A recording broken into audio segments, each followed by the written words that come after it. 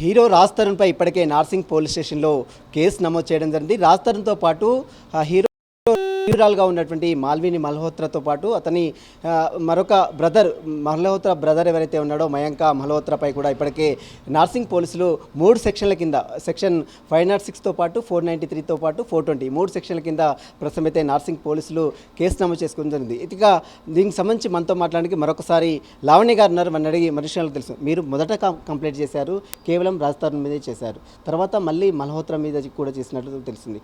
అసలు వారి పాత్ర ఇందులో ఇన్వాల్వ్మెంట్ ఏ విధంగా ఉంది? సో ఫస్ట్ నేను రాజ్ పైన చేయలేదండి, మల్హోత్రా అండ్ వాళ్ళ బ్రదర్ పైన చేశాను. ఎందుకంటే వాళ్ళ ఇప్పుడు ప్రియురాలు కూడా అనడానికి లేదు, వీళ్ళది ఇల్లీగల్ అఫేర్ మాత్రమే. సో వాళ్ళ అఫేర్ కాస్త కొంచెం ఇంటెన్స్ జరుగుతుంది, ఇంటెన్స్ది కాస్త నేను పోవాలి అనేంత జరిగింది. అది పోవడం కూడా పోనీ ఇంట్లో నుంచి కాస్త జైలు అయింది, జైలు నుంచి చంపడం వరకు ప్రతిదీ ఛాలెంజ్ ప్రకారమే జరుగుతుంది. సో నాకు సేఫ్టీ లేదు అని నేను తన పైన కంప్లైంట్ ఇవ్వడానికి వెళ్ళాను.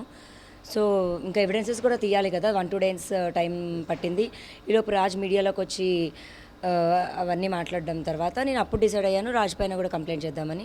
సో ఇన్ డీటెయిల్ పెట్టడంతో నేను మా లాయర్ గారు కలిసి మళ్ళీ కంప్లైంట్ ఇవ్వడం జరిగింది. రాజ్ తరుణ్పై ఎలాంటి కంప్లైంట్ చేశారు? చాలా ఎవిడెన్స్ కూడా రాజ్ తరుణ్కి సంబంధించినట్టు ఎవిడెన్స్ కూడా పోలీసులకు ఇచ్చినట్టు తెలిసింది. అసలు రాజ్ తరుణ్పై కంప్లైంట్ చేయడం గల ప్రధాన కారణం ఏంటి?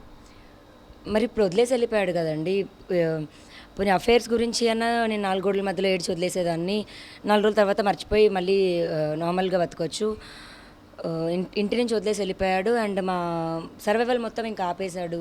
ఇప్పుడు నేను ఏం చేసుకుంటావో చేసుకో అనేలాగా వెళ్ళేసరికి ఇంకా తప్పక నేను ఇవ్వాల్సి వచ్చింది. 2008లో రాజ్ తరుణ్ మీకు పరిచయం అయ్యాడు, 2014లో మీరు మ్యారేజ్ చేస్తున్నారు, 2016లో మీకు ప్రెగ్నెన్సీ అయింది. ఇన్ని సంవత్సరాలు ఉన్నటువంటి రాజ్ తరుణ్ ఎందుకు అఫీషియల్గా బయటికి రాలేదు? మీరు ఎందుకు ఆ రకంగా ప్రోత్సహించలేదు? 2014లో మేము మ్యారేజ్ చేసుకున్నాం కదా, ఒక 5 years తర్వాత అఫీషియల్గా చేసుకుందామని అనుకున్నాం. అఫీషియల్గా చేసుకుందాం అనుకున్న టైంకే 1-2 yearsలో 2018లో చేసుకుందాం అలా అనుకున్నాం. అఫీషియల్గా చేసుకుందామని అరేంజ్ చేసుకున్న టైంకి లాక్డౌన్ పడింది, ఇంకా అన్నీ ఫాస్ట్గా అయిపోయాయి. 2016లో మీరు ప్రెగ్నెన్సీ అయితే అబార్షన్ కూడా చేయించాలని తెలిసింది. ఎందుకు అబార్షన్ చేయాల్సిన అవసరం వచ్చింది? ఎందుకు, దీనికి కారణం ఏంటి? అబార్షన్ అన్నది 2 times జరిగిందండి. ఒకసారి మిస్క్యారేజ్ అయింది, అంటే ఒకసారి అబార్షన్ చేయించాడు, తర్వాత మిస్క్యారేజ్ కూడా అలా అయింది. సో తనకు అప్పుడే పిల్లలు వద్దు అని, అంటే తనకి పిల్లలంటే మరి ఇష్టం లేదో, అంటే తను ఎప్పుడో ఒకటి మాట చెప్తుండేవాడు, ఇప్పుడు మనమే ఒక బ్యాడ్ సొసైటీలో ఉన్నాము, ఈ బ్యాడ్ సొసైటీలో మన పిల్లల్ని కూడా ఉంచడం నాకు ఇష్టం లేదు అని కొంచెం ఫోర్స్ఫుల్గానే నాతో మాట్లాడేవాడు. మీరు ఎప్పుడు మీరు అతనికి దూరం అయ్యారు? ఎన్ని సంవత్సరాలు అవుతుంది మీకు దూరమై? 3-4 months అవుతుందండి. అప్పటి వరకు కలిసే ఉన్నారా? మీ మధ్యలోకి మల్హోత్రా ఎప్పుడు వచ్చింది? అతని జీవితంలోకి ఎప్పుడు ఎంటర్ అయింది? ఒక 1 year దాటిందండి, 14 months అట్లా అవుతుంది. అంటే మీరు కంప్లైంట్ చేసిన తర్వాత మీరు ఒక వ్యక్తితో ఉన్నట్లు అతను ఆరోపణలు చేస్తున్నారు, దీనికి ఏం చెప్తారు? అంటే ఒక వ్యక్తి మస్తాన్ అనే వ్యక్తితో ఉన్నారని అతను ఎలిగేషన్ చేస్తున్నారు, దీనికి ఏమంటారు? ఇప్పుడు నాకు జరిగింది అన్యాయం అండి, నేను అన్యాయం మీద ఫైట్ చేయడానికి వచ్చాను. అతను దానికి సమాధానం చెప్పకుండా డైవర్ట్ అవ్వడానికి తప్పుగా చెప్పడం జరుగుతుంది. ఇప్పుడు కూడా చూడండి, నేను ఆ అమ్మాయి పైన కంప్లైంట్ ఇచ్చాను, ఆ అమ్మాయి పైకి కంప్లైంట్ వెళ్లకుండా డైవర్ట్ అయ్యి మళ్ళీ అటు తిరిగి ఇటు వస్తుంది. నేను ఫస్ట్ నుంచి రిక్వెస్ట్ చేస్తుంది కూడా అదే, వాళ్ళ అఫైర్ గురించి అతను నన్ను వదిలేయడం జరిగింది, అలా వదిలేయడం తప్పు అనే దాని మీద ఫైట్ చేస్తున్నాను. అంటే మీపై మీరు కంప్లైంట్ ఇచ్చిన తర్వాత రాజ్ తరుణ్ మీతో సంప్రదించే ప్రయత్నం చేశాడా? ఏం చెప్తున్నాడు? లేదండి, వాళ్ళందరూ చాలా ఫిక్స్ అయ్యి చేశారు. ఇది 9 months నుంచి ప్లాన్ జరుగుతుంది నా మీద. ఈరోజు అన్నది వస్తుంది అని వాళ్ళకి తెలుసు, అన్ని ప్రీ ప్లాన్డ్గా ఉన్నారు. సో ఈ మధ్య కాలంలో మీకు ఎవరైనా మెసేజ్ పంపారా? సెటిల్మెంట్ కోసం ఎవరైనా డబ్బులు ఇస్తాము, కేసు క్లోజ్ చేసుకొని పంపారా? మొన్న 3 days నుంచి కూడా నాకు మెసేజ్ చేయడం జరుగుతుంది. నిన్నటి నుంచి వాళ్ళ లాయర్ అండ్ వాళ్ళ మేనేజర్ వీళ్ళందరూ మెసేజ్ చేస్తున్నారు, 5 CR ఇస్తాము, కేసు వెనక్కి తీసుకోమని అంటున్నారు. ఇదంతా కూడా రాజ్ తరుణ్ చేస్తున్నా అంటారా? మరి ఇప్పుడు తన సైడ్ మనుషులు చేస్తున్నప్పుడు తనే చేస్తున్నట్టే కదండి. ఇప్పుడు నాకు మనిషి కావాలి, మనిషి వస్తే తప్ప నేను అసలు మనిషి వస్తే కూడా ఇప్పుడు కాంప్రమైజ్ అవుతానో లేదో కూడా తెలియదు. ఎందుకంటే మీడియాలో అతను అంత మాట్లాడి నన్ను బ్యాడ్ చేసిన తర్వాత అతను వచ్చినా కూడా కాంప్రమైజ్ అవుతానో లేదో ఇంకా నాకు షూర్గా తెలియదు. అలాంటిది డబ్బులకో ఏదైతే తగ్గేది లేదు. తను ఫైట్ చేస్తే నేను ఫైట్ చేస్తాను, లేదా తను రావాలి, మాట్లాడాలి, నేను తప్పు చేస్తానని తను చెప్పాలి. అంతేకాని డబ్బులు, సెటిల్మెంట్, లేదా నన్ను జైలుకి పంపించడం, లేదా నన్ను ఇల్లు ఖాళీ చేయించడం. ఇప్పుడు మా కమ్యూనిటీలో కూడా ప్రాబ్లమ్ స్టార్ట్ చేశారు ఆల్రెడీ. వాళ్ళ మేనేజర్ ఎవరికో చెప్పడం జరిగిందంట, మాకు ఆల్రెడీ ఇన్ని కుక్కలు ఉన్నాయేంటి అని. మేము ఇప్పుడు అక్కడ 4 years నుంచి ఉంటున్నాం, 4 years నుంచి లేని ప్రాబ్లం ఈరోజు ఇన్ని కుక్కలు ఉన్నాయి అని కంప్లైంట్ ఇవ్వడం జరిగింది. రాజ్ తరుణ్ కూడా చాలా ఇల్లులు మారారు మీకోసము, ఒక 6 ఇల్లులు మారారు, ఇంట్లో కుక్కలు ఉన్నాయని చెప్తున్నారు, నిజమేనా? మా కోసం మారడం కాదండి, అతని కోసం మేము మారాల్సి వచ్చింది. ఇప్పుడు ఏ ఇల్లు మారినా ఇల్లు ఖాళీ టూలెట్ బోర్డు వెతకడం దగ్గర నుంచి సామాన్లు షిఫ్ట్ చేసి సర్దడం, ఇల్లు కడగడం దగ్గర నుంచి మళ్ళీ నాకు అదే పని. ఏ ఇల్లు అయినా మళ్ళీ 1 year వరకు ఎక్కువ ఉండేది కాదు కుక్కల వల్ల.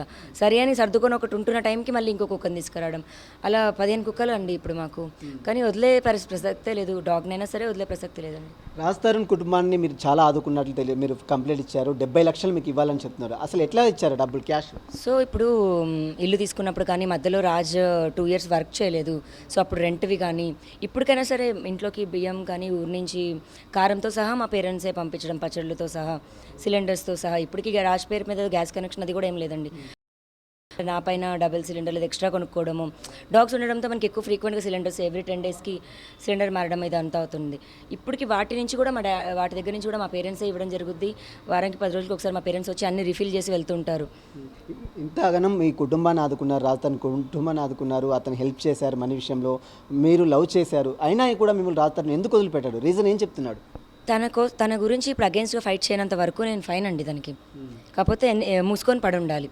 ఇప్పుడు ఎన్ని రోజులని నేను మూసుకొని పడి ఉండాలి అంటే, నన్ను కొట్టినా సరే మూసుకొని పడి ఉండాలి, వదిలేసినా సరే మూసుకొని పడి ఉండాలి, జైలుకి పంపించినా మూసుకొని పడి ఉండాలి, ఇంకా ఆఖరికి చంపేసినా మూసుకొని పడి ఉండాలి. చంపేసాక ఎలాగో నేను ఉండను కాబట్టి మా పేరెంట్స్ వాళ్ళని ఇప్పుడు మీరు చూస్తే కూడా ఇంత మైక్లో తెలుస్తుంది వాళ్ళని, అది వాళ్ళకి అడ్వాంటేజ్గా తీసుకున్నారు. మల్హోత్రా అసలు మీ దగ్గరికి ఎందుకు వచ్చింది? అంటే వాళ్ళ బ్రదర్ కూడా మిమ్మల్ని బెదిరించినట్టు తెలిసింది, ఎందుకు బెదిరించాల్సి వచ్చింది? మల్హోత్రాది కూడా నేను ఒక టైం వరకు వదిలేశానండి. ఇంటెన్స్ అవుతుంది. ఎంత ఇంటెన్స్ అంటే రాజ్ తరుణ్ ఇక్కడి నుంచి వాళ్ళ ఊరికి వెళ్ళడం, వాళ్ళ ఫ్యామిలీని కలవడం, అదే వాళ్ళ ఇంట్లోని వాళ్ళ ఇంటికి వచ్చిన పండగకి వచ్చిన అల్లుడిలాగా వాళ్ళ పేరెంట్స్ ఉన్న అదే ఇంట్లో అబ్బాయి నిద్ర చేయడం, పెళ్లి సంబంధం మాట్లాడడం, సరే లావణ్య ప్రాబ్లం లేదు, లావణ్యాన్ని పంపించేస్తాం, మేము పెళ్లి ఒప్పుకుంటామని మాట్లాడడం. దాని తర్వాత అవన్నీ నా మీద ఒత్తిడి తెచ్చారు. అప్పటి నుంచి ప్లాన్ చేశారు. పోలీసులకు కంప్లైంట్ చేశారు, పోలీసులు కూడా ఎఫ్ఐఆర్ చేశారు. పోలీసుల నుంచి ఏమైనా ఫోన్ వచ్చిందా? మళ్ళీ అతను అరెస్ట్ చేయడం కానీ నోటీసులు ఇవ్వడం కానీ ఏమైనా చేశారా? ఏమైనా చెప్పారా మీకు? వెతుకుతున్నారని అయితే చెప్పారు. తను మరి అబ్స్కాండ్లో ఉన్నాడు అనుకుంటా. 2 phones ఆఫ్ చేసుకున్నారు. మరి తప్పే చేయని వాళ్ళు ఎందుకు వెళ్ళిపోయారు? మరి ఆ రోజు తెగ దర్జాగా వచ్చి మీడియా ముందుకు చెప్పిన మనుషులు ఈ రోజు ఎందుకు రావట్లేదు? నాకు రాజ్ తరుణ్ అబ్స్కాండింగ్లో ఉన్నారా? ఇంకా అబ్స్కాండ్లోనే ఉన్నాడండి. తన ఫోన్ కూడా పనిచేయట్లేదు. పోలీసులు ఇంకా ఫైనల్గా మీరు ఏం కావాలని కోరుకుంటున్నారు? ఎలాంటి జస్టిస్ కావాలని కోరుకుంటున్నారు? న్యాయం అండి. ఇప్పుడు తను ఆరోపణలో పోనీ అఫైర్స్ అన్నది కూడా నిజంగా పక్కన పెట్టేస్తే 14 సంవత్సరాలు నేను అతనికి తెలుసు. డే 1 నుంచి నేను అతనికి సపోర్ట్గా ఉన్నాను. ఇప్పటికీ కూడా ఇంకా అతని గురించి ఆంటీగా నేను చెప్పలేదు, ఎక్కడ ఏది ఇవ్వలేదు. అలాంటిది మేమిద్దరం గొడవ పడుతున్న ఆ రికార్డింగ్ ఏదైతే ఉందో అది కంప్లీట్గా నా బిహేవియర్ని ఏదో సైకోలాగా చూపించాలి అని చేసిన అది 100% నిజం. అండ్ ఆ రోజు నేను అరుస్తుంది ఏదైతే ఉందో అతను దాని ముందు రోజు నన్ను అలా చేస్తే నేను అతను ఇమిటేట్ కూడా చేస్తున్నాను. అది నన్ను రెచ్చగొట్టి చేయించిన ఇది అతనికి తెలుసు. అండ్ అతను ప్లాన్ ప్రకారమే అలా చేశాడు. సో ఇప్పుడు నా దగ్గర కూడా ఉన్నాయి, అతను ఇవ్వలేక కాదు. ఇంకా అతనితో మీరు ఇంకా జీవితాంతం కలిసి ఉండాలనుకుంటున్నారా? అంటే అతనితో లైఫ్ లాంగ్ ఉండాలని కోరుకుంటున్నారా? మరి ఎన్ని గొడవలైనా వదులుకోవద్దు అన్న దగ్గరే ఉన్నానండి. మరి ఇంకో లైఫ్ ఉంది, ఫ్యూచర్ ఏంటి అని అయితే నేను ఆలోచించలేదు. పోలీసులు మళ్ళీ ఏమైనా కాల్ చేశారా ఈ మధ్య రమ్మని కానీ ఏమైనా? లేదండి. ఇప్పుడు నేనే వెళ్ళి ఇంకొంచెం ఎవిడెన్సెస్ ఇద్దామని డిసైడ్ అయ్యాను. అంటే 12 ఏళ్ళ లైఫ్ కదండి, 1-2 సంవత్సరం కాదు. హార్డ్ డిస్క్లో ఒక్కసారి 12 years బ్యాక్ వెళ్ళడం కూడా కొంచెం అదైంది. సో కొన్ని ఎవిడెన్సెస్ మేము మళ్ళీ వెనక్కి తీసి ఇవాళ కలెక్ట్ చేశాను, అవి ఇస్తాను. రాజ్ తరుణ్ పేరెంట్స్తో మాట్లాడే ప్రయత్నం చేశారా? వాళ్ళు ఏమైనా చెప్తున్నారు? కంప్లీట్గా స్విచ్ ఆఫ్ అండి. మరి అదే తండ్రి పొజిషన్లో మరి మా నాన్నగారు ఇంకెవరైనా ఉంటే అట్లీస్ట్ ఏం జరుగుతుందని అని ఆపుతారు. ఎంత ప్రిపేర్ అయ్యి ఉండకపోతే వాళ్ళు ఫోన్లు కూడా ఎత్తట్లేదు. చాలా మంది మీకు డబ్బులు ఇస్తాము, కేసు క్లోజ్ చేసుకోమని చెప్తున్నారు కదా, మరి కేసు క్లోజ్ చేసుకుంటారా? లాస్ట్ వరకు ఫైట్ చేస్తారు? లాస్ట్ వరకు ఫైట్ చేస్తా అండి. అతను ఎక్కడి వరకు వెళ్ళనండి. అతను ఓకే నావి ఇంకే విధంగానే ప్రూవ్ చేయమనండి, ఫొటోస్ ఎడిట్ చేసుకోమనండి. ఇప్పుడు ఆడియో క్లిప్ కూడా కొంచెం క్లిప్ ఎడిట్ చేసి పంపించడం జరిగింది. అదే ఫుల్ క్లిప్ ఇచ్చినా ఏంటి అని అయితే అర్థమైపోతుంది. నేను కూడా ఫైట్ చేస్తాను. థ్యాంక్ యూ అండి.